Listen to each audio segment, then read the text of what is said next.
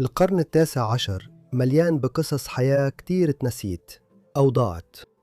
في الفيديو ده هنتكلم عن 5 أشخاص غالباً عمرك ما سمعت عنهم. تاريخهم بيتراوح ما بين الصادم والمحزن لحد الملهم. تعالوا معايا نستكشف مع بعض حياة الناس المنسية دي اللي اتخبت لفترة طويلة. هنبدأ بقصة عن سيدة من لويزيانا كانت صاحبة بيت دعارة وطلعت من لا شيء لحد ما بقت مليونيرة مشهورة. لولو هنلي أو لولو وايت زي ما كانت معروفة كمان. يعتقد إنها اتولدت حوالي سنة 1868 في مزرعة قريبة من مدينة سلمى في ولاية ألاباما. مع ذلك بعض المؤرخين شككوا في الموضوع ده بشكل كبير، وفي غياب شهادة ميلاد بيقولوا إن الأدلة الظرفية بتشير إنها في الحقيقة اتولدت قبل كده بسنين، يمكن في أواخر خمسينيات القرن التاسع عشر، لكن الأغلب إنها اتولدت خلال فترة الحرب الأهلية الأمريكية بين 1861 و 1865. هي كانت من خلفية عرقية مختلطة، وكانوا بيسموها في الوقت ده كوادروون. المصطلح ده اللي يعتبر مسيء عنصريا بمعايير النهاردة، كان منتشر وقتها وبيستخدموه عشان يوصفوا شخص أصوله العرقية كان يعتقد إن ربعها من السود. هي ادعت إنها مهاجرة من جزر الهند الغربية وبالتالي من أصل كريولي، بس مش واضح إذا كان الكلام ده صحيح ولا لأ. في حاجات كتير عن حياة لولو كانت من اختراعها، وفي أوقات مختلفة كانت بتدعي إن عيلتها جاية من كوبا أو جامايكا أو واحدة من جزر الهند الغربية التانية الكتير. مش معروف كتير عن حياة لولو في بدايتها، بس أكيد كانت حياة فيها حرمان كبير. ده في الآخر كان وقت إعادة الإعمار بعد الحرب الأهلية، الحرب اللي دمرت اقتصاد الولايات الجنوبية زي ألاباما تماماً، واللي أخذت سنين طويلة عشان تتعافى منها. ممكن يكون الفقر الريفي اللي كان بتواجهه ولايات زي ألاباما بعد الحرب هو اللي خلى لولو تهاجر لنيو أورلينز، المدينة الرئيسية في ولاية لويزيانا غرب ألاباما، في أوائل ثمانينيات القرن التاسع عشر. لولو كانت ممكن تكون لسه مراهقة بالكاد في الوقت ده.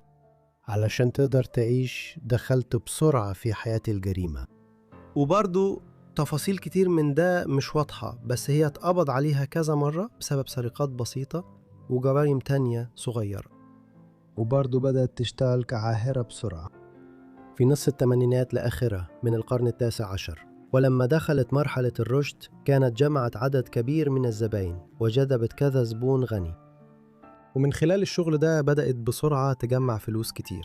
وبداية التسعينات من القرن التاسع عشر كان معاها رأس مال تصرف منه، وده اللي سمح لها تدخل عالم البزنس بطريقة خلت ناس كتير من سكان نيو أورلينز ياخدوا بالهم منها. لولو كانت عايشة في نيو أورلينز في وقت كان مثير جدا في تاريخها. المدينة ظهرت في القرن الثامن عشر كعاصمة للمستعمرة الفرنسية الضخمة لويزيانا، اللي كانت بتدعي ملكية جزء كبير من اللي بنعرفه النهاردة باسم الغرب الأوسط الأمريكي، وبقت جزء من الولايات المتحدة بعد صفقة شراء لويزيانا سنة 1803 لما الحكومة الأمريكية اشترت المستعمرة من فرنسا ب$15 مليون، ومن بعدها فضلت نيو أورلينز محتفظة بطابعها الفرنسي بشكل كبير مع تأثير كريولي قوي بسبب الهجرة الكبيرة من منطقة الكاريبي للويزيانا. نيو أورلينز اتوسعت بسرعة في القرن التاسع عشر، وعدد سكانها زاد من 50,000 سنة 1830 ل 150,000 في خمسينيات القرن. تم الاستيلاء عليها من قبل قوات الاتحاد في بداية الحرب الأهلية الأمريكية، وده خلاها تتجنب كتير من الدمار اللي عانت منه باقي الولايات الجنوبية. وقت ما لولو وصلت المدينة في أوائل الثمانينات من القرن التاسع عشر كان عدد السكان عدى 200,000 شخص. مع إن نيو أورلينز ما بقتش مدينة صناعية كبيرة، حياة لولو تأثرت بتطور تاني حصل هنا في التسعينات من القرن التاسع عشر. في أواخر القرن التاسع عشر كانت دعارة منتشرة في نيو أورلينز زي ما كانت تقريبا في كل المدن الأمريكية والأوروبية بشكل أكبر بكتير من دلوقتي. في محاولة لتنظيم التجارة دي وإنشاء مناطق مخصصة لممارسة الدعارة، السلطات البلدية في نيو أورلينز أصدرت قانون سنة 1897 اللي نص على إن الدعارة لازم تقتصر على منطقة معينة في المدينة، وهي منطقة فوبورغ تريم المشهورة، واحدة من أقدم الأحياء في المدينة. وكانت معروفة وقتها كمركز لاستقرار العبيد المحررين قبل الحرب والمهاجرين الكريول من جزر الهند الغربية، ودلوقتي مشهورة بأنها مركز لمشهد الجاز في المدينة. المنطقة الجديدة اللي تخصصت بقت معروفة باسم ستوريفيل، وتسمت كده على اسم سيدني ستوري السياسي في نيو أورلينز اللي كان رائد التشريع لتنظيم الدعارة في المدينة. واتصدم بعدين لما عرف إن اسمه بقى مرادف لحي الدعارة. وكان هنا في ستوريفيل المكان اللي لولو قضت فيه معظم نشاطاتها على مدار 20 سنة الجايين. الدعارة هنا كانت منظمة زيها زي أي صناعة تانية. المشتغلات بالدعارة كانوا بيسجلوا نفسهم لدى البلدية عن طريق شراء حاجة اسمها الكتاب الأزرق ب25 سنت، ومن خلاله كانوا بيعلنوا عن خدماتهم وكانوا يقدروا يشتغلوا بشكل قانوني. ممكن نقول إن لولو كانت أكتر واحدة في نيو أورلينز استفادت من إنشاء حي ستوريفيل كمكان ممكن تمارس فيه الدعارة بشكل قانوني. أنشطتها في المجال ده مرتبطة ارتباط وثيق بقاعة ماهوغان. مع إن كان في بيوت دعارة وصالات كتير في ستوريفيل، إلا إن قاعة ماهوغاني كانت تعتبر أفخمهم كلهم. كانت موجودة في شارع باسين رقم 235، وكانت بيت دعارة مختلط الأعراق وبيشتغل فيه حوالي 40 عاهرة في نفس الوقت. قاعة ماهوغاني اتبنت بتوجيه من لولو وبتكلفة ضخمة وصلت $40,000. كان بيت دعارة مكون من 4 أدوار فيه 15 أوضة بحمامات خاصة و5 صالونات. الأوض كانت مليانة مرايات وأثاث ماهوجاني وأسطح ماهوجاني، وكان في أرضيات رخام في الأماكن المشتركة مع سلم حلزوني وحتى أسانسير.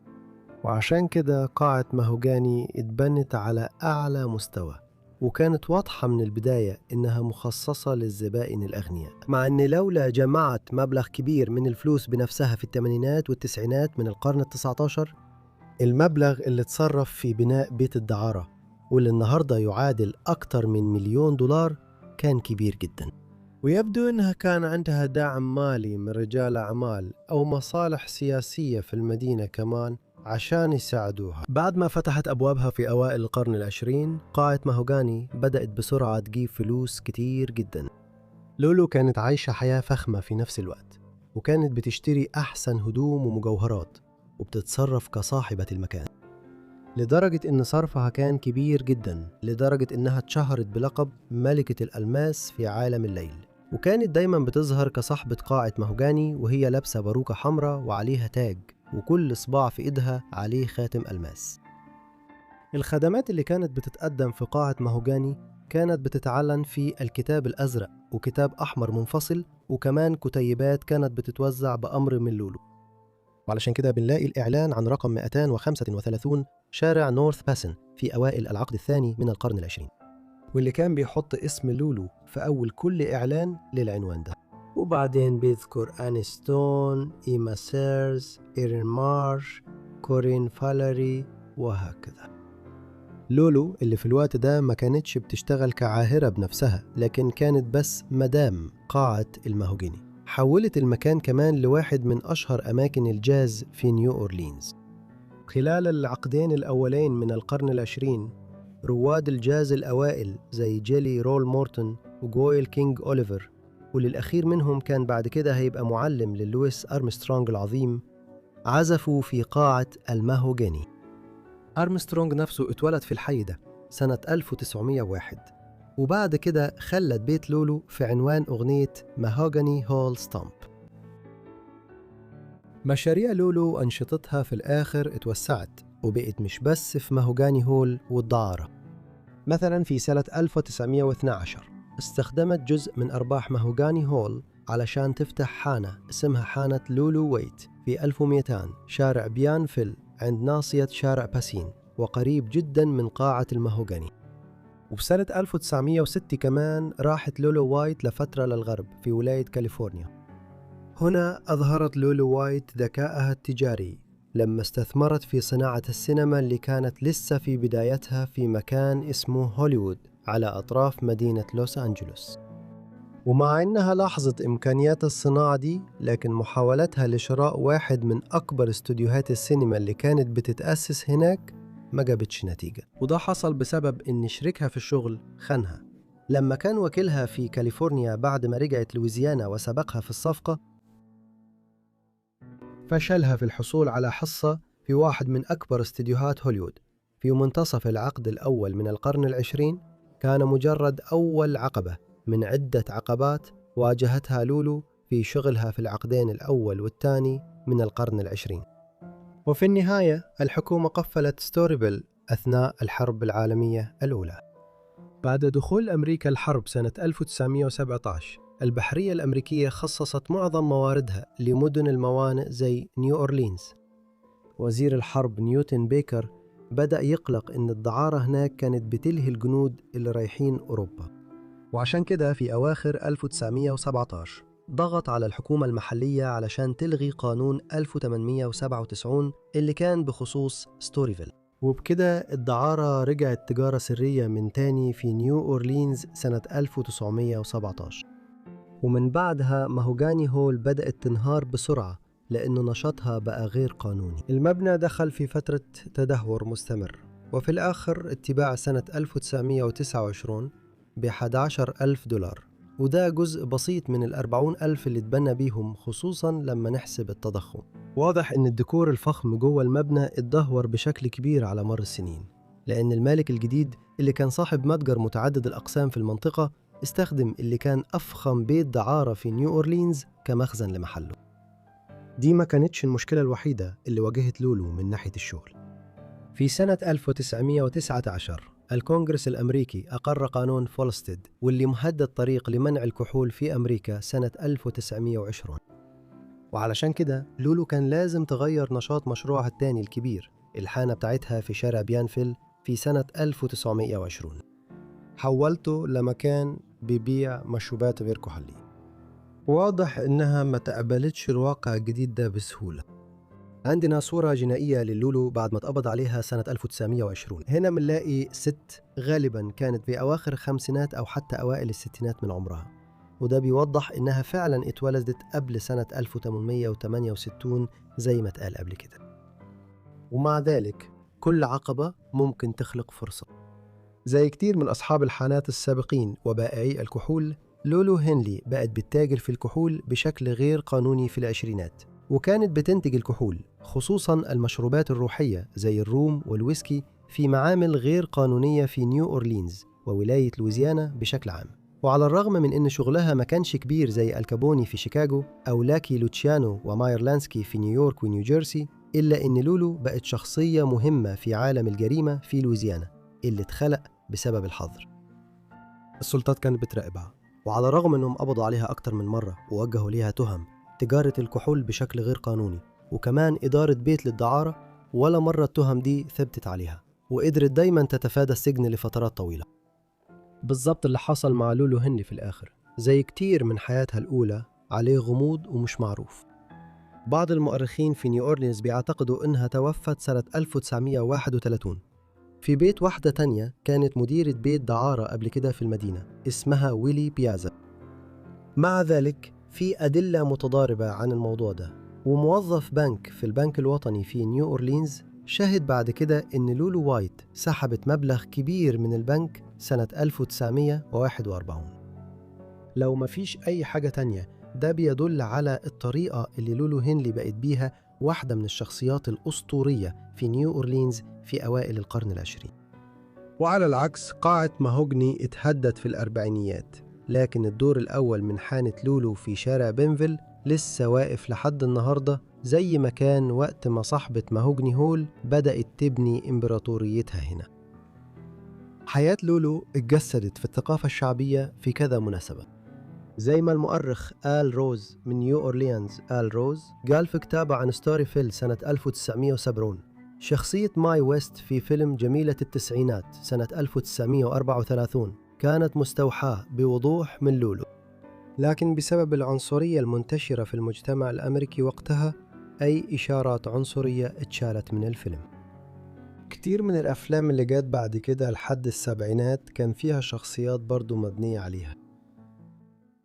في قصتنا الجاية حنرجع للكونغو في القرن التاسع عشر، لما شاب صغير اتاخد من بيته وتعرض زي الحيوان.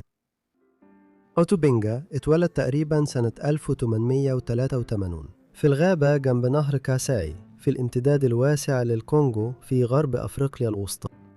بينجا اتولد كواحد من شعب موبوتي، وهم شعب أفريقي من جنوب الصحراء الكبرى، وجينيا عندهم قامة قصيرة، وده اللي بعدين خلى بينجا يتاخد للولايات المتحدة. وكمان عند شعب موبوتي عادة إنهم يبروا شوية من سنانهم ويخلوها شبه الأنياب. الشكل ده خلى بينجا يبان متوحش في نظر الغربيين البيض في أوائل القرن العشرين. دي كانت فترة قاسية جدا في تاريخ المنطقة، خلال ما يسمى بالتكالب على أفريقيا، اللي كانت القوى الأوروبية بتتنافس فيه عشان تستولي على مستعمرات في القارة. الملك ليوبولد الثاني ملك بلجيكا استولى على الكونغو واعتبرها إقطاعية شخصية ليه. ما بين ثمانينيات القرن التاسع عشر وبدايات القرن العشرين البلجيكيين طبقوا نظام وحشي هنا، والمزارع كانت بتدر أرباح ضخمة للملك ليوبولد في أوروبا، وبالذات كان في طلب كبير جدا على المطاط والعاج اللي بيجي من أنياب الفيلة. لكن قوة شرطة شبه عسكرية اللي اسمه فورس بابليك، واللي الملك ليوبولد أسسه عشان يدير المستعمرة، كان بيستخدم طرق وحشية جدا، وغالبا كانوا بيقطعوا رؤوس العمال الكونغوليين اللي كانوا فعليا عبيد لو ما حققوش أهداف الإنتاج. اللي كانوا بيتحكم عليهم إنهم أخذوا مطاط أو عاج لنفسهم كانوا بيقطعوا لهم إيديهم. الظروف في معسكرات العمل كانت بنفس الوحشية، وكان معدل الوفيات عالي جدا بشكل استثنائي. على مدار ربع قرن يمكن يكون اتقتل حوالي 1,000,000 شخص كونغولي بسبب نظام ليوبولد. بينجر كان ضحية للمجزرة دي بنفسه. احنا مش عارفين تفاصيل كتير بالضبط، بس واضح انه اتجوز وهو صغير جدا، تقريبا كان مراهق. هو ومراته خلفوا عيال بسرعة، لكن العيال دول اتقتلوا على ايد النظام البلجيكي في وقت ما في اوائل القرن العشرين. بينجر هو الوحيد اللي نجا لأنه كان في رحلة صيد مع قبيلة موبوتي اللي هو منها، وقت ما البلجيكيين هجموا على قريته وقتلوا مرته وعياله. يعني بينجا كان مر بتجارب صادمة كبيرة في حياته من بدري بسبب أفعال الغربيين البيض، لكن اللي جاي كان أصعب. في سنة 1903 رجل أعمال ومستكشف أمريكي اسمه سامويل فيليبس ويرنر وصل للكونغو. وجوده هناك كان هيكون ليه تأثيرات خطيرة على بينجا، وبحسب رواية ويرنر نفسه عن اللي حصل في السنين اللي بعدها، هو اشترى بينجا مقابل رطل ملح ولفة قماش. هدفه دايما كان انه يعرض بينجا في المعرض العالمي اللي كان هيتعمل في سانت لويس في ولاية ميزوري في أمريكا سنة 1904. ويرنر كان متعين مخصوص عشان يسافر أفريقيا ويجيب اللي كانوا بيسموه وقتها بيجمي، واللي الناس في الوقت ده كانوا بيعتقدوا إنه نوع فرعي من البشر زي الأقزام. بعد نشر اكتشافات تشارلز داروين قبل كده بكام عقد، والدراسة المهمة بتاعته عن أصل الأنواع اللي نشرها سنة 1859، الناس في الوقت ده كانوا قلقانين وعايزين يلاقوا الروابط المفقودة في سلسلة التطور بين الإنسان الحديث والرئيسيات زي القرود والأورانجوتان في صورة نمطية عنصرية كانت منتشرة وقتها. الناس كانوا غالباً بيعتقدوا إن الكائن ده اللي نصه متطور أو نص إنسان ممكن يكون عايش في براري أفريقيا، القارة اللي كان لسه فيه حاجات كتير مش معروفة عنها في أواخر القرن التاسع عشر وبداية القرن العشرين. شعب موبوتي اللي كانوا كسار القامة وعندهم سنان حادة كانوا حيجذبوا انتباه فيرنر كناس ممكن يقدمهم على إنهم أقزام في المعرض العالمي. عشان يقوم بالمهمة دي فيرنر كان دفع له $8,500، وده كان مبلغ كبير وقتها، عشان يجيب شوية غرايب زي دي للمعرض العالمي ويرجعهم لأمريكا عشان يتعرضوا هناك. اختار فيرنر بينجا بسبب صفاته الجسدية. طوله كان حوالي 4 أقدام و11 بوصة، ووزنه شوية فوق 100 رطن، فكان صغير كفاية إنه يبان كأنه قزم لما يرجع به أمريكا. وكمان بأسنانه المسنونة وعاداته الكونغولية، بينجا كان حيترك انطباع عند مئات الآلاف من الزوار في سانت لويس. بعد ما اشترى بينجا وكذا شخص تاني، وده فعليا كأنهم عبيد، وده بعد عقود من المفروض إن العبودية اتلغت في العالم الغربي. فيرنر رجع بيهم أمريكا. في السنة اللي بعدها سنة 1904 اتعمل المعرض العالمي من يوم 30 إبريل 1904 لحد 1 ديسمبر 1904. مع أن المعارض العالمية دي كانت غالباً بتتعامل علشان تعرض مجموعة كبيرة من الإنجازات التكنولوجية والحاجات اللي المجتمع حققها، بنيجا تعرض كجزء من مجموعة كبيرة من البشر من كل أنحاء العالم، وكان معاهم سكان أمريكا الأصليين والفلبينيين والأفارقة، وأشهرهم يمكن كان الزعيم الهندي من قبيلة الأباتشي جيرونيمو، اللي كان معالجاً روحياً ومحارباً. وفي النصف الثاني من القرن التاسع عشر كان بيقود مقاومة السكان الأصليين ضد استعمار منطقة الولايات المتحدة اللي تقريباً بتشمل نيو مكسيكو وأريزونا. بنجا اتعرض هنا على إنه قزم، لكن الخدعة دي اتفضحت بسرعة وبقت محل سخرية. افتتاحية جريدة في الوقت ده علقت وقالت: إحنا مش فاهمين كل المشاعر اللي الناس التانية بتعبر عنها في الموضوع ده. أوتو بنجا حسب معلوماتنا هو نموذج عادي من قبيلته العرقية، وعقله متطور زي باقي أفراد القبيلة. وعلشان كده رغم محاولات فيرنر ومنظمي المعرض إنهم يصوروا بنجا اللي طوله 4 أقدام و11 بوصة كمثال على الحلقة المفقودة في سلسلة التطور، قليلين اللي اقتنعوا تماما. بنجا ما تقبلش استعراضه في سانت لويس بسهولة، وفي تقارير بتقول إنه قاوم فيرنر واللي كانوا ماسكينه أثناء المعرض في سانت لويس.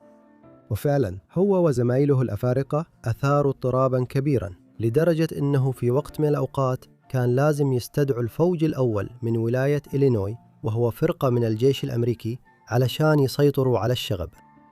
واضح إن بنجا أثر في جيرونيمو خلال الخناقة دي، وعشان كده زعيم الأباتشي إدى للأفريقي واحد من رؤوس سهامه كعلامة احترام منه.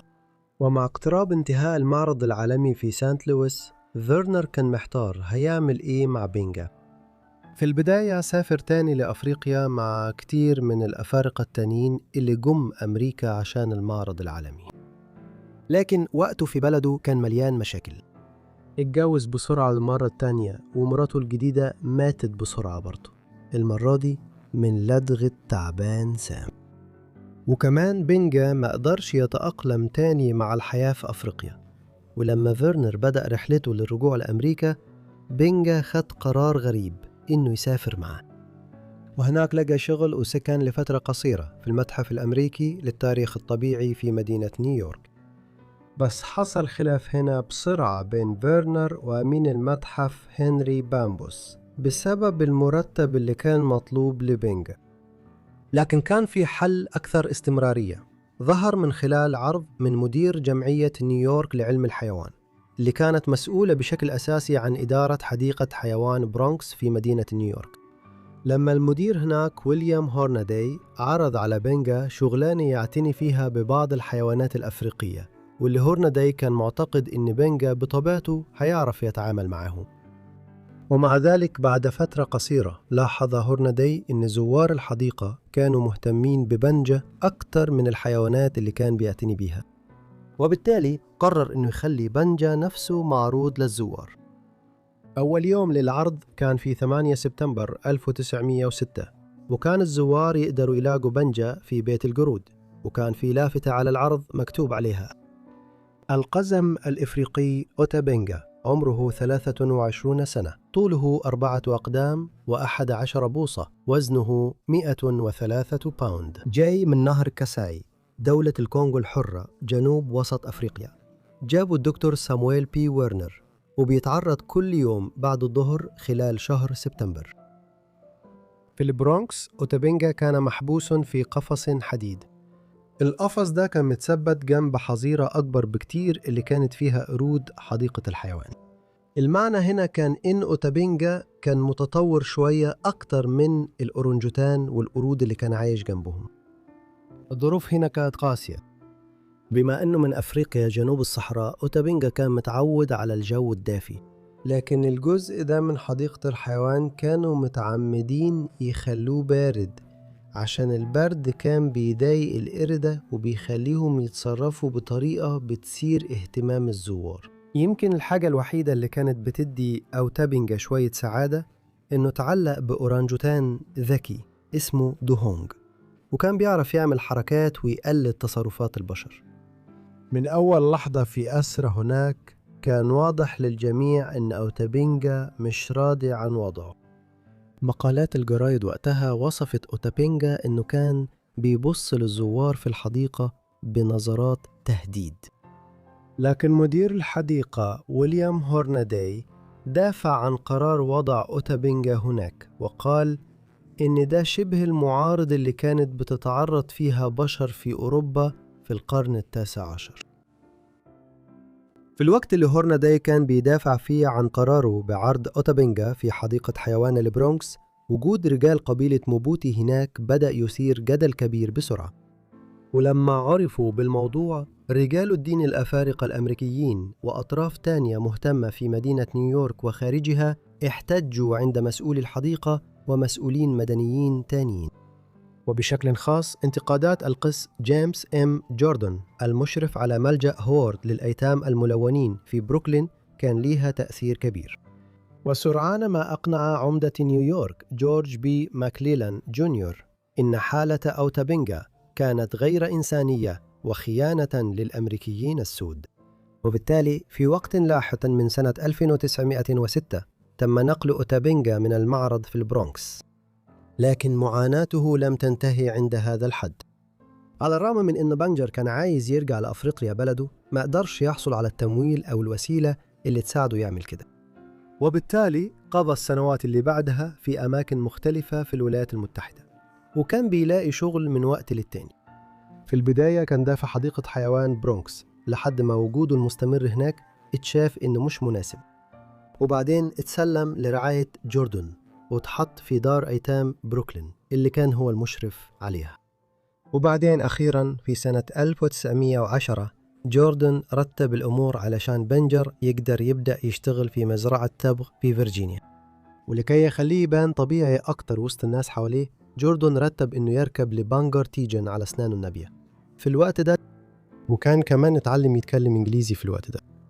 ومع ذلك رغبة بنجر في الرجوع لبلده فضلت زي ما هي، وكان يأسه من إنه مش قادر يعمل كده هو اللي سبب له المأساة الأخيرة في حياته. بانجر كان بيخطط يرجع بلده بقاله كذا سنة، ولما جه صيف 1914 اندلعت الحرب العالمية الأولى في أوروبا كلها. ولما حصل كده طرق الشحن عبر المحيط الأطلنطي بقت أخطر، والرحلات اللي مش ضرورية كانت بتتوقف كتير، وبالتالي ما كانش فيه أمل كبير إن بانجا يلاقي وسيلة يسافر بيها من أمريكا للكونغو في الوقت القريب. يأسه خلاه ينتحر في يوم 20 مارس 1916 وكان عنده حوالي 33 سنة. بنجا قام بانتحار طقسي.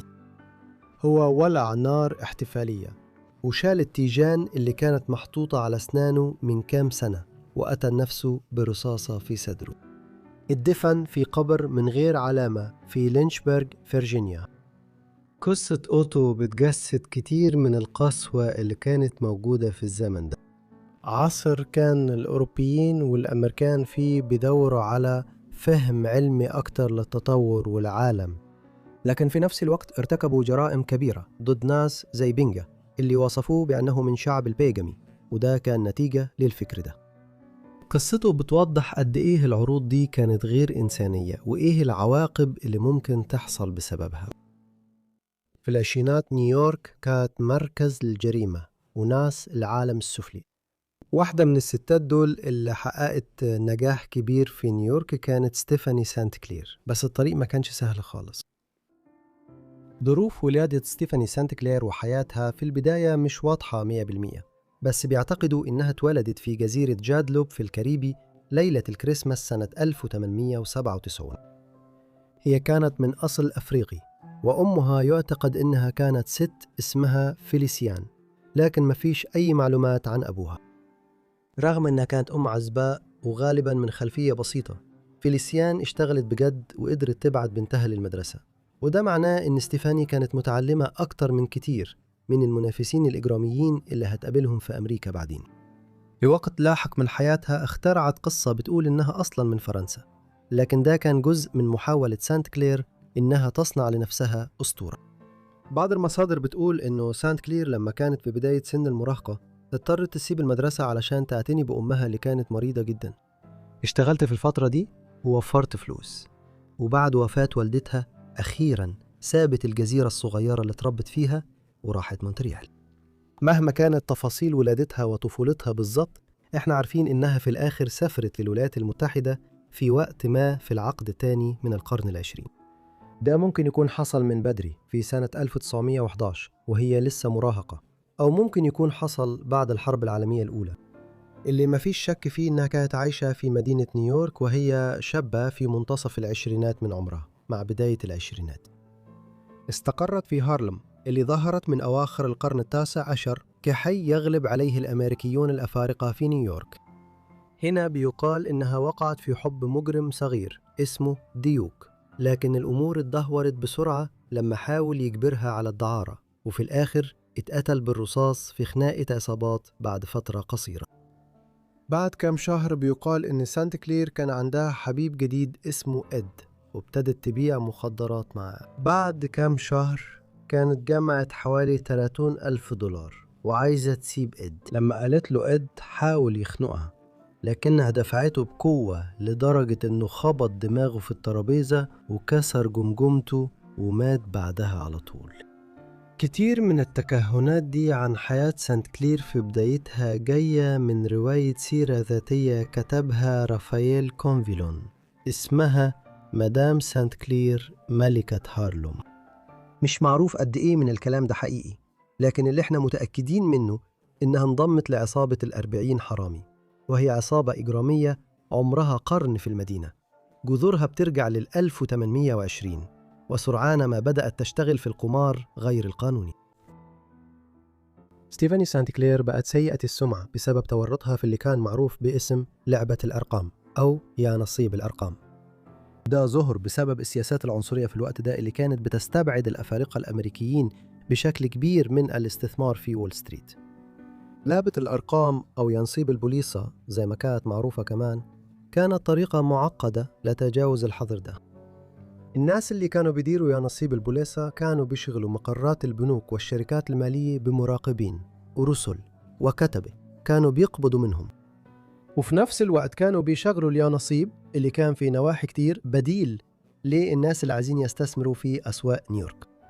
الأفراد كانوا بيملوا استمارات اليا نصيب أو استمارات البوليصة اللي كان بيوفرها مشغلي لعبة الأرقام، وبعد كده كانوا بياخدوا الاستمارات دي للبنوك والمؤسسات المالية.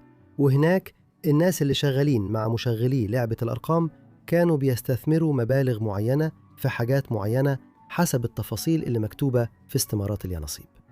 بالطريقة دي الناس في هارلم اللي كانت بتعيش ازدهار اقتصادي كبير في العشرينات كانوا يقدروا يستثمروا فلوسهم في نيويورك من غير ما الناس اللي بتدير العمليات المالية في المدينة يعرفوا مين اللي بيستثمر الفلوس.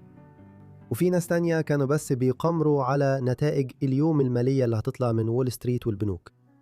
ولو السلطات فكرت في يوم تدور ورا الموضوع ده، الناس اللي كانوا بيديروا شغل الأرقام كانوا حيقولوا إنهم بس بيشغلوا يا نصيب مجتمعي بريء. شغل الأرقام ده كان في الأساس نوع من القمار معتمد على القطاع المالي في نيويورك، وكان غير قانوني حسب قوانين الوقت ده. سانت كلير بدأت تثبت نفسها كلاعبة في شغل الأرقام في هارلم من أوائل العشرينات، مع إن مش واضح بالضبط هي جابت رأس المال الأولاني منين علشان تبدأ. يمكن يكون من وقتها في شغل المخدرات، بس مش متأكدين. الناس اللي عاشوا في وقتها وصفوها أنها كانت ست متكبرة لكن راقية ومتعلمة، وكان عندها طبع حاد كانت دائما بتوجهه لمنافسيها.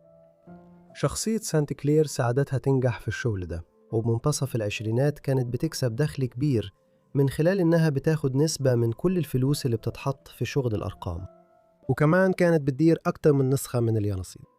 واحدة من أشهر اليانصيب كانت اللي بتستخدم أرقام بتتسحب يومياً من مركز المقاصة في نيويورك. اللي كانوا بيراهنوا مع سانت كلير كانوا بيختاروا رقم بين 1 و999. الرهانات كانت عادة صغيرة، و5 سنتات كانت تعتبر رهانا كبيرا، لكن مع آلاف المشاركين يوميا المبالغ اللي كانت بتدخل كانت ممكن تكبر جدا مع الوقت. سانت كلير وموظفيها كانوا بعد كده بيطلعوا أرقام الفوز بناء على رقمين، رقم التسوية اليومية لبنوك أعضاء غرفة المقاصة في نيويورك، ورصيد الائتمان في البنك الاحتياطي الفيدرالي. يعني اليانصيب بتاع سانكلير كان نوع من القمار، بس كان نسخة بتكافئ اللي عنده شوية معرفة بسوق الأسهم وعالم المال في نيويورك وقتها. كان في فلوس كتير ممكن تتعمل من الموضوع ده، وناس كتير من عالم الجريمة في نيويورك كانوا متورطين في شغل الأرقام ده طول العشرينات والحد الثلاثينات. وبسبب كده سانت كلير بقت غنية من الموضوع ده، وبقت معروفة في مانهاتن باسم كويني. لكن سكان هارلم كانوا بينادوا عليها مدام سانت كلير. بحلول سنة 1930 واحد صحفي من نيويورك قدر إنها جمعت ثروة شخصية حوالي $500,000، وده مبلغ يعادل تقريباً $10 مليون النهاردة. وكمان كانت بتملك شقق وبيوت كتير في هارلم. دخول سانت كلير لعالم الجريمة في هارلم ما استمرش بهدوء لفترة طويلة. أكبر منافس ليها في لعبة الأرقام في شمال نيويورك كان داتش شولتز، اللي اسمه الحقيقي آرثر فليجنهايمر. شولتز اللي أصلا من البرونكس كان زعيم عصابة معروف بعصبيته وعنفه، وطلع كواحد من كبار المجرمين في نيويورك في العشرينات بعد ما دخل في تجارة الخمور غير المشروع. في أواخر العشرينات كان عنده أكثر من 100 واحد شغالين معه، وبعض المدعين العامين في نيويورك كانوا شايفينه العدو العام رقم 1 في المدينة.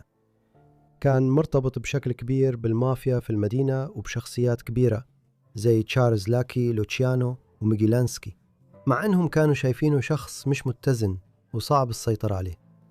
مع قرب نهاية فترة الحظر في أوائل الثلاثينات بدأ شولتز يتدخل في شغل سانت كلير، ووجه لها إنذار: يا إما تسيب له الشغل كله، يا إما تدفع له نسبة كبيرة من أرباحه.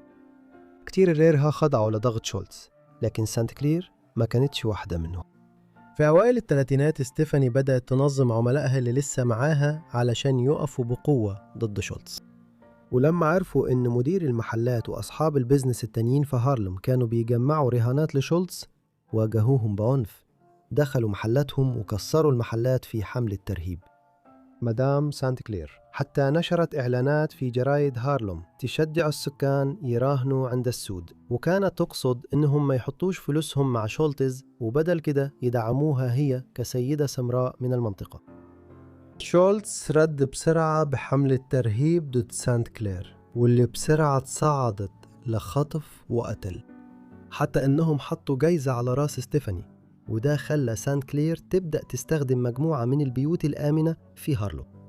في قمة الحملة الوحشية دي اضطرت سانت كلير إنها تستخبى تحت كومة فحم علشان تهرب من القتل على إيد رجال شولتز في مواجهة من المواجهات، وبسبب كده فضلت متوارية عن الأنظار، وسلمت شغلها الإجرامي لكبير رجالتها إلسورث بامبي جونسون. مع نهاية الصراع أكثر من 40 شخص اتقتلوا، وفي النهاية الصراع بين سانت كلير وداتش شولتز انتهى بانتصار ستيفاني. لكن ده كان أكتر بسبب تقلبات سياسات العالم السفلي المعقدة في نيويورك في الثلاثينات، مش بسبب أي حاجة قدرت سانت كلير تعملها. العلاقة بين شولتز ولاكي لوتشيانو اللي كان رئيس المافيا الإيطالية في نيويورك من أواخر العشرينات كانت دايما متوترة، والأمور وصلت لذروتها لما شولتز عصى أمر مباشر من اللجنة اللي كان بيرأسها لوتشيانو. في الوقت ده كان شولتز بيتحاكم بتهم الاحتيال والتهرب الضريبي على إيد توماس ديوي اللي كان مدعي خاص كبير في نيويورك، فخطط إنه يقتله. وده كان رغم إن لجنة المافيا حذرته من كده، لأنهم كانوا خايفين إن قتل ديوي هيخلي الحكومة تشن حملة قمع شديدة عليهم، وبسبب كده اللجنة قررت إن لازم يوقفوا شولتز. في يوم 23 أكتوبر 1935 اضطرب عليه نار وهو قاعد على المرحاض في مطعم في نيوآرك في نيوجيرسي. مات من إصاباته في اليوم اللي بعده. وهو بيموت سانت كلير بعت تلغراف لشولتز وقال فيه: زي ما تزرع هتحصد، ووقع عليه باسم مدام ملكة لعبة الأرقام. التلغراف ده اتقال إنه تصدر عناوين الأخبار في كل أنحاء البلد. في الوقت اللي كانت فيه في صراع مع داتش شولتز، سانت كلير كانت كمان من وقت للتاني بتدخل في مشاكل مع شرطة نيويورك. ده كان بسبب تورطها في شغل الأرقام وكمان نشاطها في هارلم. في أواخر عشرينات القرن اللي فات بدأت تحط إعلانات في الجرايد المحلية علشان تعرف الأمريكيين الأفارقة بحقوقهم لو تعرضوا لمضايقات من الشرطة أو اتقبض عليهم. ده أدى في النهاية لظهورها كقائدة مجتمعية. الحاجتين دول اتسببوا إن ستيفاني تبقى هدف لحملة من شرطة نيويورك، وفي ديسمبر 1929 اتقبض عليها أخيراً. وفي النهاية اتدانت ستيفاني بتهم القمار وجرائم تانية، واتحكم عليها ب8 شهور في دار إصلاحية كانت مضطرة تشتغل فيها شغل شاق. سانت كلير خرجت من دار الإصلاح في آخر 1930 وهي مصممة تنتقم من قوات الأمن في نيويورك، وده كان تقريباً في نفس الوقت اللي بدأت فيه سلسلة تحقيقات بقيادة القاضي سامويل سيبري لكشف الفساد في الأوساط السياسية في نيويورك والشرطة والقضاء. سانت كلير بدأت بسرعة تدي معلومات من الداخل للجنة السيبيري، وادعت إن الشرطة في كل المدينة كانت بتضايق مشغلي اليانصيب غير القانوني من السود زيها، وفي نفس الوقت بتتجاهل اللي ليهم علاقة بعصابات الجريمة المنظمة الأرسخ نفوذاً. شهادتها في النهاية أدت للقبض أو فصل 1 ملازم شرطة و13 من أفراد الشرطة العاديين. صيت سانت كلير وصلت لأعلى مستوى في نيويورك في منتصف الثلاثينات باعتبارها الست اللي أسست نفسها كست بتدير اليانصيب غير القانوني بشكل مستقل في هارلم. واجهت واحد من أخطر رجال العصابات في المدينة، داتش شولتز، وانتقمت من الضباط اللي دبروا عشان يبعتوها السجن في أواخر العشرينات. سمعتها السيئة فضلت تكبر. في 1936 لما قررت تدخل في عقد زواج غير قانوني مع الأسقف أمرو ألمو ميمين. صوفي عبد الحميد كان ناشطاً في قضايا العرق وغريب الأطوار ومثيراً للجدل في نيويورك وقتها، وخطاباته المعادية لليهود خلت الناس يلقبوه بهتلر الأسود. حميد ادعى أنه اتولد جنب الأهرامات في مصر، وكان بيتكلم في تجمعات في كل المدينة وهو لابس عمامة ورداء. الحقيقة أنه أصله من ماساتشوستس. وقت ما هو وسانت كلير بقوا مرتبطين في منتصف الثلاثينات، كان أثبت نفسه كشخص بيحاول يكسب ود المجتمع الألماني الأمريكي، وبيستخدم خطاب ناري ضد المجتمع اليهودي في المدينة. عقده هو وستيفاني في سنة 1936 نص على أنهم هيتجوزوا لفترة تجريبية مدتها سنة واحدة. لو نجحت التجربة كانوا هيدخلوا في زواج رسمي، بس الموضوع عمره ما وصل للمرحلة دي. حميد ما كانش مخلص ودخل في علاقات كتير. لما سانت كلير عرفت عن واحدة من علاقاته مع مدام فو فاطم اللي كانت عرافة وروحانية من جامايكا، ضربته بالنار 3 مرات يوم 19 يناير 1938. مع إن حميد اتصاب إصابة بسيطة في الهجوم والرصاصة عدت من جنبه، بس سانت كلير اتوجه ليها تهمة الشروع في القتل. خلال المحاكمة المثيرة اللي حصلت بعد كده، حميد اعترف إنه في الحقيقة اسمه يوجين براون، بس ده ما غيرش كتير. في دفاعها ستيفاني قالت إنها واجهت حميد لأنه كان بيعاملها بقسوة، وإن السلاح ضرب نار أثناء خناقة بينهم هما الاتنين اللي كانوا بيحبوا بعض زمان. القاضي ما اقتنعش وقال إن سانت كلير على حد تعبيره كانت عايشة بدهائها طول عمرها، وحكم عليها بالسجن من 2 ل10 سنين. اتحولت تقضي عقوبتها في سجن بيدفورد هيلز للنساء شمال مدينة نيويورك في مقاطعة ويستستر. سانت كلير خرجت من السجن في أوائل الأربعينيات. مش معروف كتير عن حياتها بعد كده، وهي كانت متعمدة تعيش بعيد عن الأضواء في السنين دي. ما بقاش في إعلانات في الجرايد بتطالب بحقوق المجتمع الأفريقي الأمريكي في نيويورك، ولا محاولات ترجعها تاني لعالم الجريمة في المدينة. مع أنها ما كانتش مسيطرة على إمبراطورية لعب الأرقام، لكنها فضلت ست غنية بفضل استثماراتها الذكية، واعتزلت في قصر في لونج آيلاند، وكانت بتعمل في صفقات تجارية شرعية وقانونية في الأربعينات والخمسينات. شريكها بامبي جونسون اللي بعد سانت كلير بقى الملك المسيطر في هارلم، جه عاش معاها في سنينها الأخيرة، وكان بيكتب شعر في بيتها في لونج آيلاند. القليل من الإشارات السريعة عن نشاطها التجاري في السنين دي جات من تصريحاته، وبتكشف عن ست كانت مبسوطة تعيش تقاعد هادي. هي توفت في نيويورك سنة 1969 وكان عندها 72 سنة. لما توفت في ديسمبر ده، الجرايد ما كتبتش أي خبر عن وفاة اللي كانت تعرف سابقاً بمدام سانت كلير. لما نفكر في القرن 19 لازم يجي في بالنا شخص واحد، الملكة فيكتوريا. الأقل شهرة كانت بنتها الروحية اللي كانت تحت وصايتها، أميرة أفريقية عانت من مصاعب كتير. بونيتا تولدت باسم موبا آينا سنة 1843 في أول كودان، منطقة في جنوب غرب اللي هو دلوقتي نيجيريا. آينا اتولدت كعضوة من الطبقة العليا في شعب إجبادو أو يوا، قبيلة من اليوروبا اللي في منتصف القرن التاسع عشر كانوا بيشكلوا جزء كبير من سكان غرب أفريقيا حوالين نيجيريا وبنين وتوغو. وكمان مكانة آينا وسط الإجبادو كانت زي مكانة أميرة. ومع ذلك وطنها كان منطقة غير مستقرة جدا لمدة قرنين، وكانت منطقة رئيسية بتتاجر منها القوى الأوروبية في العبيد اللي كانوا بيتنقلوا بعد كده للعالم الجديد، خصوصاً مزارع السكر في الكاريبي والمستعمرات البريطانية السابقة في أمريكا الشمالية. التجارة دي كانت غالباً بتشمل أفارقة بيبيعوا أفارقة تانيين.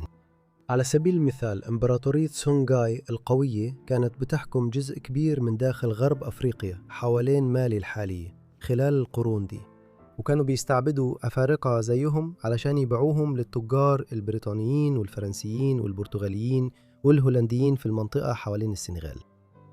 وقريب من منطقة نيجيريا مملكة داهومي كانت بتحكم اللي هو دلوقتي جنوب بنين من أوائل القرن السابع عشر.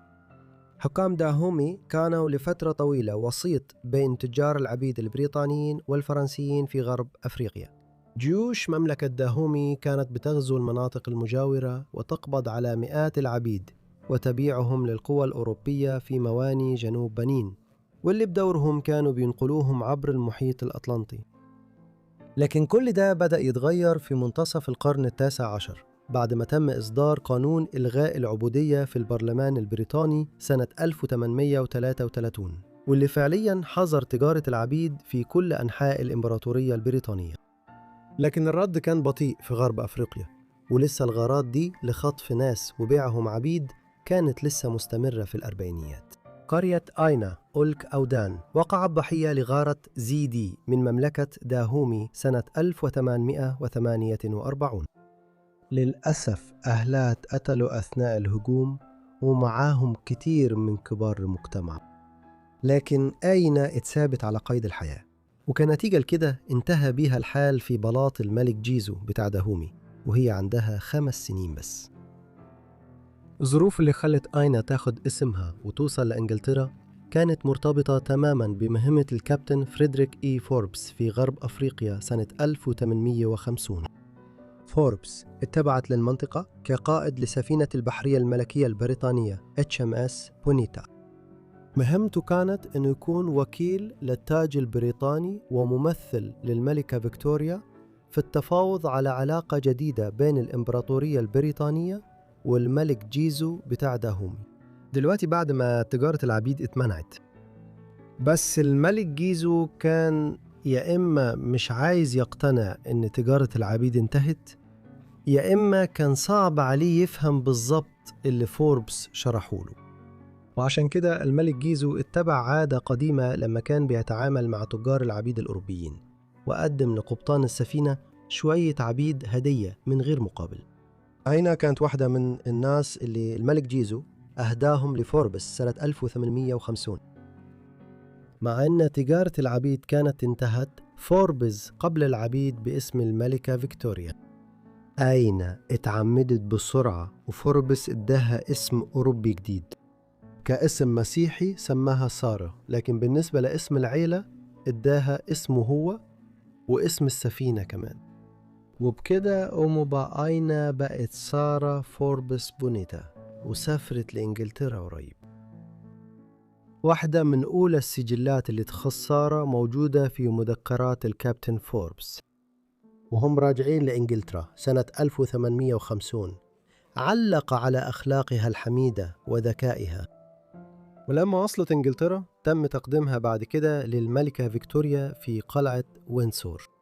الملكة كانت في الوقت ده عندها 31 سنة. هي كمان كتبت بشكل إيجابي عن ذكاء سارة في مذكراتها، يمكن أكتر حاجة ملفتة للنظر هي إن بونيتا كان عندها بالفعل مستوى متقدم في اللغة الإنجليزية، وده نبوغ مبكر أكيد كان أبهر الملكة.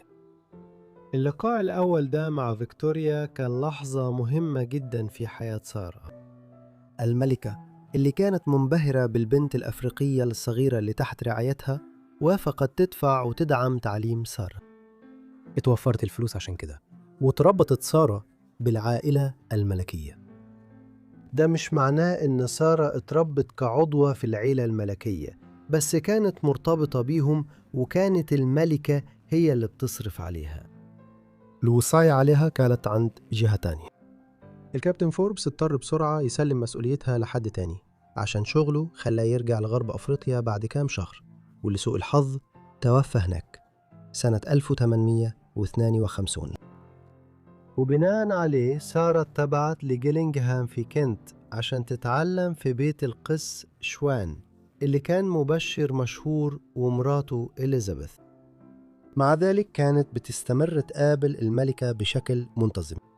لما تقدمت ليها في يناير 1851، ده كان رابع لقاء بين الملكة فيكتوريا ومحميتها الإفريقية الصغيرة. حياة سارة بعد كده في خمسينيات القرن التاسع عشر لازم نفهمها في سياق العمل التبشيري اللي كان البريطانيين بيقوموا بيه في القرن التاسع عشر. بعد إلغاء العبودية، الفكرة كانت بتنتشر أكتر وأكتر وسط دوائر الإصلاح في إنجلترا، إنه بدل ما يتم شراء وبيع الناس في أفريقيا كعبيد، المفروض يتم تمدينهم وتعليمهم فوائد الحياة المسيحية المتحضرة زي الأوروبيين.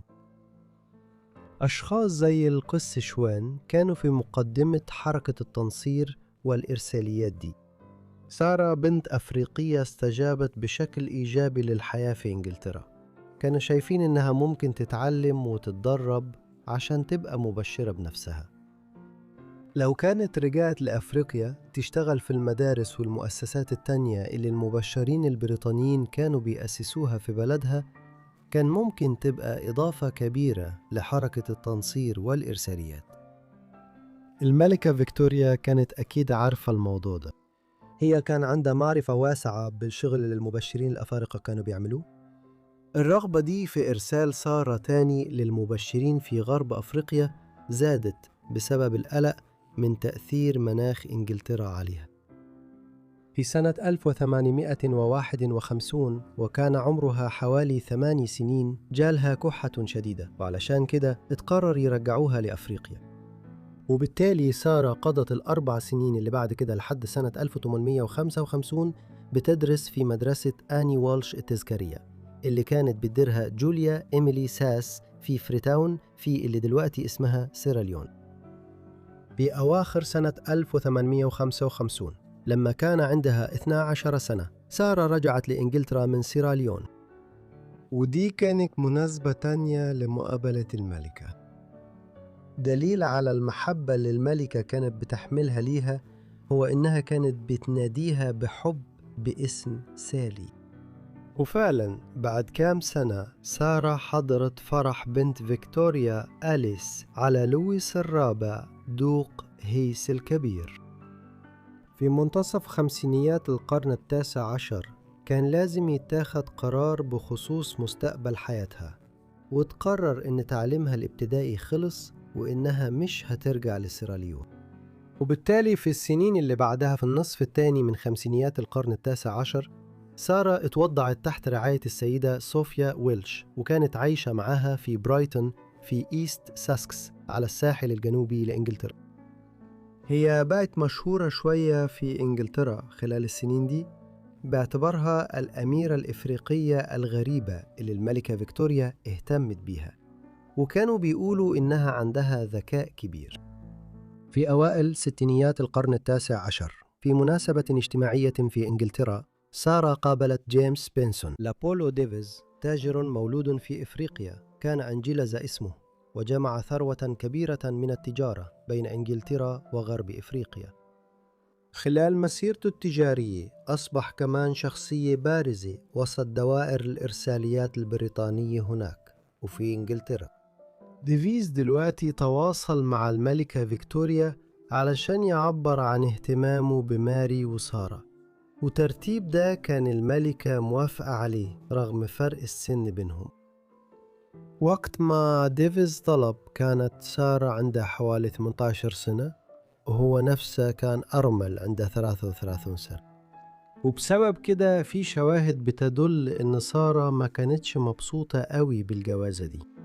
مع ذلك الاتنين اتجوزوا يوم 14 أغسطس 1862 في كنيسة سانت نيكولاس في برايتون، وكان من المناسب إن الأسقف بتاع سيراليون هو اللي أتم مراسم الجواز.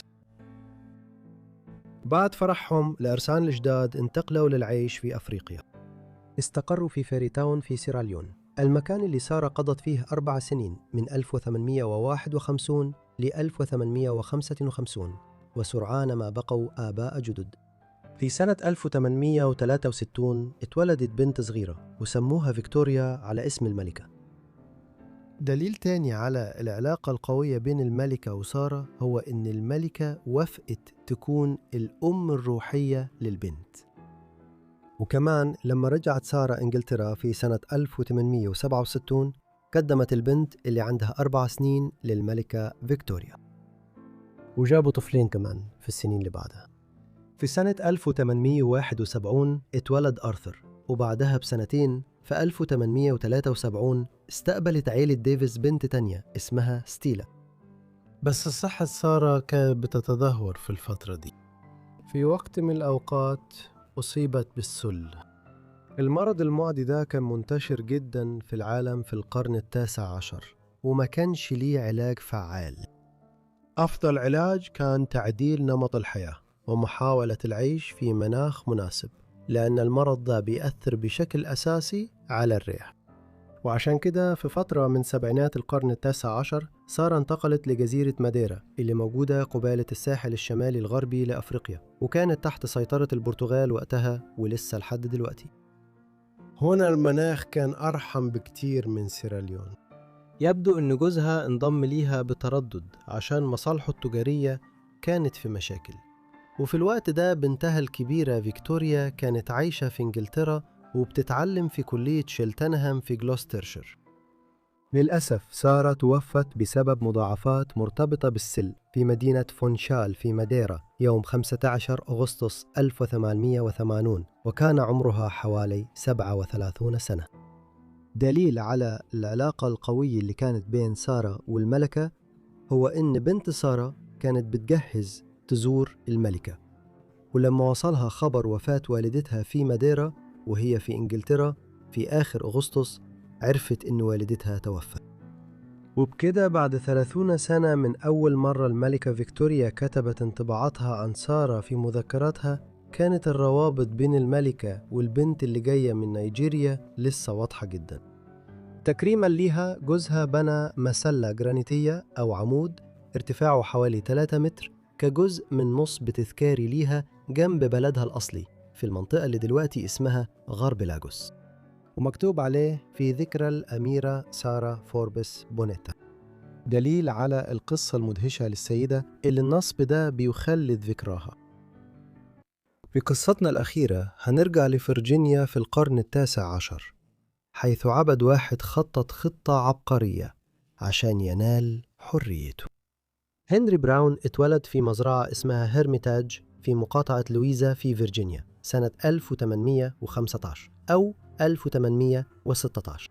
قليل جدا من حياته المبكرة اتسجل، غير أنه كان عبد من يوم ما اتولد، وبعض التفاصيل عن عيلته في سيرته الذاتية اللي اسمها قصة حياة هنري بوكس براون، وكتبها بنفسه. ذكر أنه كان عنده أخ وأخت، وكمان كان بيفتكر أهله بحب. لما كان عنده 15 سنة اتبعت لريتشموند عشان يشتغل في مصنع تبغ. وصف براون الأمر بقوله: سيدنا كان طيب بشكل غير عادي، ولما كان بيتحرك وسطنا بكرامته كان شكله بالنسبة لنا زي الإله. بس بالرغم من طيبته، مع أنه كان عارف كويس الأفكار الخرافية اللي إحنا كنا بنكونها عنه، هو عمره ما حاول يصحح الانطباع الغلط اللي عندنا. بالعكس، كان باين عليه إنه مبسوط من مشاعر الاحترام اللي كنا بنكنها ليه. حياة براون كانت مليانة شغل شاق من غير مقابل، بس كان وضعه أحسن من أغلب زملائه العبيد.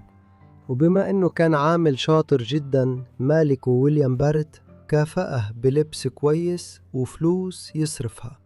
لما كان شاب صغير، براون اتعرف على واحدة اسمها نانسي وبقوا أصحاب، وبعدين حبوا بعض واتجوزوا وخلفوا مع بعض 3 عيال، وكلهم اتولدوا عبيد بسبب مبدأ تبعية حالة الطفل لحالة الأم. براون كان عايش مع مراته وعياله في بيت كان مأجره، بس ده كان هيتغير قريب. نانسي والعيال كانوا ملك لواحد اسمه مستر لي من مزرعة جنبهم، وده معناه إن مصيرهم كان في إيد الراجل ده. براون ما كانش عايز يبعد عن مراته ولا عياله، فكان بيدفع لسيد مراته حوالي $50 في السنة علشان ما يبيعش عيلته. للأسف مستر لي خان براون. في أغسطس 1848، وقت ما نانسي كانت لسه حامل في طفلها الرابع، اتباعوا كلهم لمزرعة في نورث كارولاينا. كالعادة براون خرج من البيت عشان يروح شغله، لكن لما رجع ما كانش في حد في البيت. لما سمع الخبر براون اتدمر تماما، ما كانش عنده أي طريقة بينقذهم، وكل اللي قدر يعمله إنه يبكي على عيلته. براون حزن على فقدان عيلته كم شهر، بس بعد كده بقى مصمم يهرب من العبودية. وهو صغير أمه غرست فيه قيم مسيحية قوية. براون كان راجل مؤمن بالله، وبإيمانه ده قدر يجمع شجاعته ويحط خطة تخليه يبقى راجل حر. براون كان عارف إنه مش هيقدر ينفذ المهمة دي لوحده، فطلب من واحد من زمايله في كورال الكنيسة يساعده. صاحبه جيمس أنثوني سميث كان أفريقي أمريكي حر، وكان مستعد يساعده بكل سرور. بعد كده جابوا راجل أبيض اسمه سامويل ألكسندر سميث عشان يساعدهم. سامويل سميث كان صانع أحذية ومقامر، وكان متعاطف مع قضية إلغاء العبودية. وافق على الخطة طالما هيحصل على شوية فلوس في المقابل. خطة براون كانت إنه يرسل نفسه في صندوق من ريتشموند لفيلادلفيا لأنها ألغت العبودية. خطتها كانت طبعا فريدة ومبتكرة جدا، لكن في نفس الوقت كانت خطيرة جدا. علشان الخطة تمشي، براون دفع $86، يعني تقريبا $3000 بقيمة النهاردة، لسامويل سميث. ده كان أكتر من نص مدخراته، بس كانت مخاطرة هو كان مستعد ياخدها. سميث بعد كده راح فيلادلفيا واتكلم مع أعضاء جمعية بنسلفانيا لمناهضة العبودية. الناس اللي اتكلم معاهم من دعاة إلغاء العبودية كانوا جيمس ميلر ماكيم وويليام ستيل وسايرس بيرلي.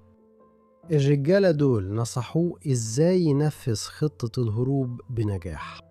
سميث اتقال له يبعت براون بالبريد لمكتب باسامور ويليامسون. ده كان علشان ويليامسون كان مناهض للعبودية، وكان سكرتير جمعية بنسلفانيا لمناهضة العبودية، وعضو في لجنة اليقظة بتاعتها.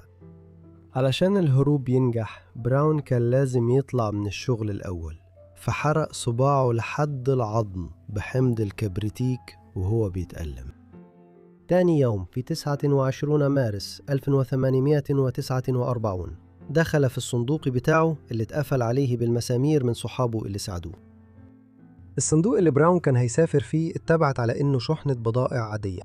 محدش كان يتوقع أبداً إن بني آدم بيحشر نفسه في صندوق صغير مقاسه 3 أقدام طول، و2 قدم و7 بوصة عمق، و2 قدم عرض. الصندوق اللي سافر فيه كان مبطن بقماش صوفي وطبقات من القماش عشان يخلي الوضع أقل إزعاجاً شوية.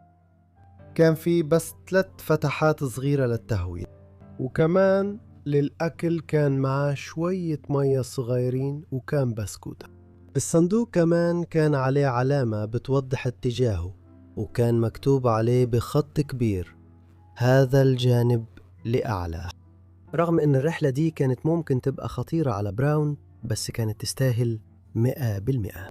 هو كتب: لو عمرك ما اتحرمت من حريتك زيي، مش هتقدر تحس بقوة أمل الحرية اللي كانت بالنسبة لي فعلا مرساة للروح. ثابتة وراسخة. طول الرحلة براون اتنقل بطرق كتير مختلفة. الصندوق بتاعه اتنقل في الأول على عربة، بعد كده هو سافر بالقطار لحد ما الصندوق بتاعه وصل للميناء، بعد كده اتحط على مركب بخارية، وأول ما الجزء ده من الرحلة خلص اتحط على عربة تانية خدته لقطار تاني. وفي آخر جزء من رحلته اتنقل عن طريق العبارة والقطار، وفي الآخر اتسلم في عربة بعد 27 ساعة من التنقل. وكان على الصندوق تعليمات واضحة للعمال إنه لازم يتعاملوا معاه بحرص، وكمان موضح عليه أي جانب يبقى الفوق. رغم كده الصندوق اتعامل معاه بخشونة كتير مرات، وكان غالبا مقلوب، لكن لحسن الحظ براون ما اتكشفش. في جزء من رحلته اللي استمرت 27 ساعة صندوق براون كان مقلوب لفترة طويلة. بسبب كده براون افتكر انه ممكن يكون على وشك الموت. براون كتب انه كان مصمم اما ينتصر او يموت. حسيت ان عينيا بتورم كأنها هتنفجر من مكانها، وعروق صداغي كانت منتفخة جدا من ضغط الدم على دماغي. بس لحسن حظ براون 2 كانوا بيدوروا على مكان يقعدوا فيه، شافوا الصندوق وحطوه على الأرض بالطريقة الصح وقعدوا عليه. براون قال إن ده هو السبب اللي خلاه يرتاح من حالة العذاب اللي كان فيها. الصندوق اللي كان فيه براون استلموا ويليام ستيل، جيمس ميلر ماكينون، ويليامسون وأعضاء تانيين من لجنة اليقظة في فيلادلفيا يوم 30 مارس 1849. لما فتح الصندوق براون اتقال عنه إنه قال إزيكم يا سادة، وبعدها قرأ مزمور من الكتاب المقدس، وده أثر في الرجالة اللي كانوا موجودين. قصة براون كانت ممتازة. كتير من الناس اللي في دوائر مناهضة العبودية كانوا شايفين إن ده هيكون دعاية كبيرة للحركة وهيزود الدعم ليها. بس كان في وجهة نظر تانية بتقول إنه لو الطريق ده للهروب اتعرف للناس محدش تاني هيقدر يستخدم نفس الطريقة، عشان كده لازم يفضل سر. صانع الأحذية اللي ساعد براون سامويل سميث حاول يكسب فلوس عن طريق تهريب عبيد تانيين من ريتشموند لفيلادلفيا، لكن في 8 مايو 1849 اتقبض عليه وأتحاكم، وبسبب اللي عمله اتحكم عليه ب6 سنين ونص في السجن الولاية. تشيم سميث الأمريكي الأفريقي الحر لقى نفسه في نفس الموقف تقريبا بعد ما اتقبض عليه يوم 25 سبتمبر لحاجة مشابهة تقريبا. رغم أنه اتحاكم، تشيم سميث كان محظوظ وما خدش أي وقت في السجن واتفرج عنه بعدين. هروب براون كان بيتحتفل بيه بسبب إبداعه، واعتبروه معجزة بريدية حديثة. وكمان الموضوع وضح التحسن وزيادة التواصل بين الولايات عن طريق خدمة البريد الحكومية، وده كان ليه دور مهم بعد كده في حركة إلغاء العبودية. مع أن الجنوب حاول يسيطر على الأدبيات المناهضة للعبودية، بس مع استخدام خدمة البريد ما قدروش يعملوا كده تاني. آلاف الكتيبات والجوابات وحاجات تانية وصلت للجنوب، يعني طالما الخصوصية كانت محترمة أي حد كان يقدر يبعت جوابات وطرد فيها تقريبا أي حاجة. وطبعا ده بقلق الجنوب اللي كان عنده عبيد. رغم اختلاف الآراء حوالين إذا كانوا يشاركوا قصة براون ولا لأ، هو ما كانش عايز يسكت عنها. براون كان في قمة السعادة بإحساس الحرية وكان فخور جدا بإنجازه. براون بسرعة بقى رمز لحركة الحرية المرتبطة بسكة الحديد السرية، واستخدم قصته المدهشة عشان يبدأ حياة جديدة لنفسه. بعد كده بقى متحدث معروف لجمعية مناهضة العبودية وتعرف على فريدريك دوغلاس. في مايو 1849 اتسمى بوكس بعد ما تكلم قدام مؤتمر جمعية مناهضة العبودية في نيو إنجلاند في بوسطن عن الناس المستعبدين واشتياقهم للحرية. في سبتمبر 1849 نشر سيرته الذاتية بعنوان قصة هنري بوكس براون في بوسطن، اتكتبت بمساعدة تشارلز ستيرنز، وبعد 2 سنين اتنشرت في مانشستر إنجلترا. في نفس السنة اللي خرج فيها براون من الصندوق المالك الجديد لعائلة براون اتواصل معه. اتعرض على براون فرصة يشتري عائلته، لكن لسبب ما رفض. براون حاول يخلي المعلومة دي سرية، لكن اتعرض للنقد بسرعة بسبب أموره المالية، وكمان عشان ما حاولش أكتر يرجع عائلته. بفلوسه اللي كسبها من كتابه ومحاضراته، براون وصاحبه جيمس سميث بدأوا بانوراما متحركة اسمها مرآة العبودية لهنري بوكس براون. في الوقت ده البانوراما المتحركة كانت واحدة من أكتر وسائل الترفيه شهرة، خصوصاً في أمريكا وإنجلترا. بانوراما براون كانت من أوائل البانورامات اللي اتكلمت عن موضوع العبودية. اتعرضت في شمال شرق أمريكا واستمرت من إبريل لحد أغسطس 1850. جريدة بوسطن ديلي إيفنينج ترافلر وصفتها إنها واحدة من أروع البانورامات المعروضة دلوقتي. كل ده وقف فجأة، وده كان بسبب قانون العبيد الهاربين لسنة 1850.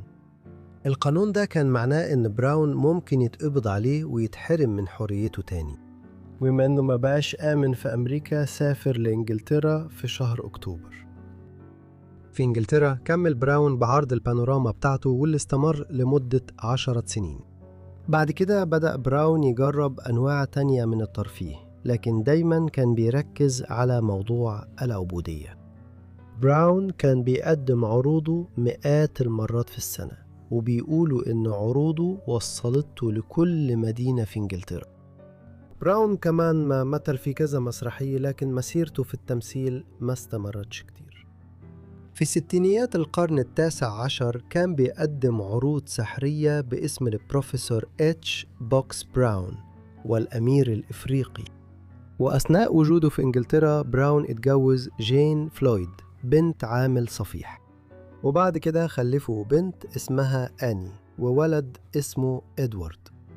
في سنة 1875 براون وأسرته الجديدة رجعوا للولايات المتحدة، وهناك كمل عروضه السحرية.